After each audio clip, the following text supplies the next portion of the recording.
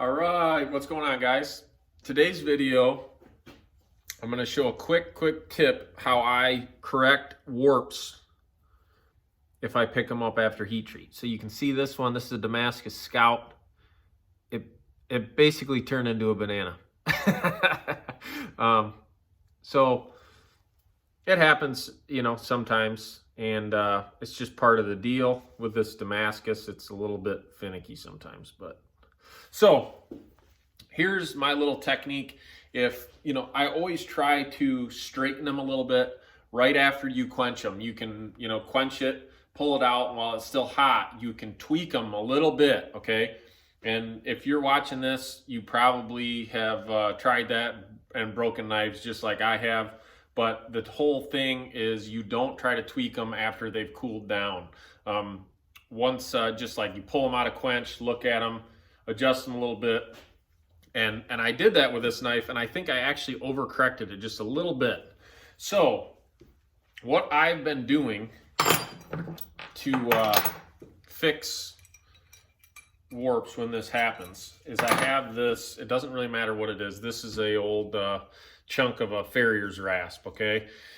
And you basically just need something that's, relatively thick and straight to clamp the knife to, okay? So what I do is you look down the knife and you figure out where that warp is at, okay? Which mine is, they always happen at the thinnest point a lot of times. So mine's right there, okay?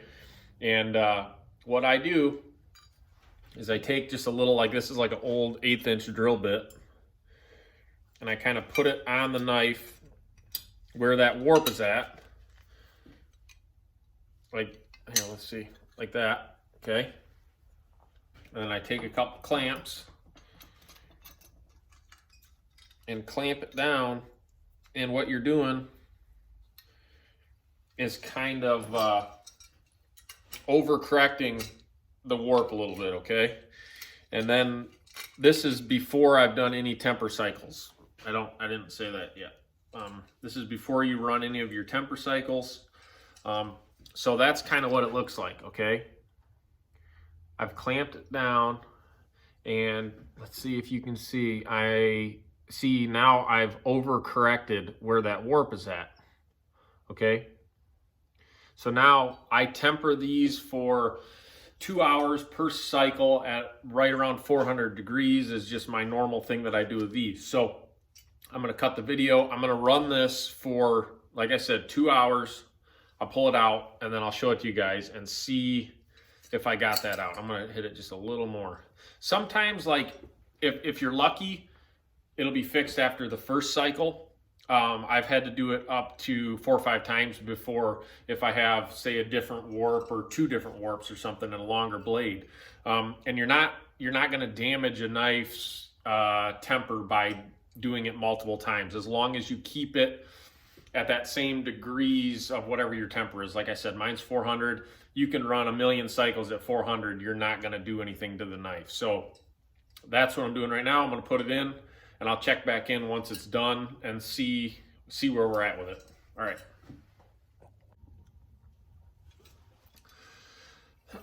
All right, we're taking it out. This one was in there for about an hour and 45 minutes. Let's see if we got it straight here. And it is, man, almost perfect. So, like I said, this is a really safe, easy way to fix warps. I have broken multiple knives attempting to correct warps, and I don't remember who I heard this from or whatever. It's not like I came up with this idea. I heard it somewhere. But ever since I started doing this, it's like, it's a game changer. So now that one's good. This one's ready to grind now. There's just a tiny little spot in it that when I'm grinding my bevels and flattening this out a little bit, it'll come right out of there. So that's done. I've got one more knife I need to straighten out. This is a Damascus Outdoorsman that picked up a really bad warp. I got unlucky on this batch.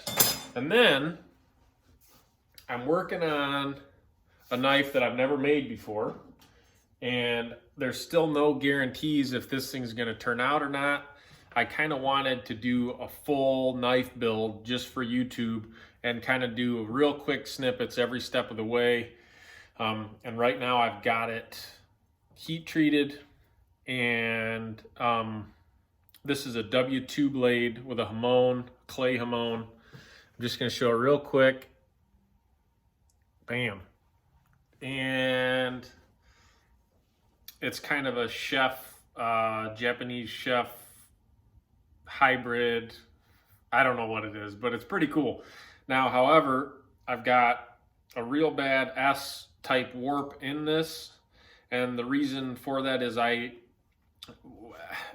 least how I do it is when you're doing a clay hamon, you want to get the edge ground down a little bit more than like 95% of the time I do all my grinding after heat treat. But with W2 and doing hamons, you have to get it a little thinner for that hamon to really show up. So that's why this picked up a pretty bad warp, and I'm going to attempt to fix it, and hopefully I can. But anyways, you can see that hamon coming through a little bit, and all right, I'm not showing it anymore. But anyways, I'm going to try to fix that, and hope you guys learned something from this video. If you have any questions, drop it in the comments below, and yeah, have a good one, guys. Thanks for watching.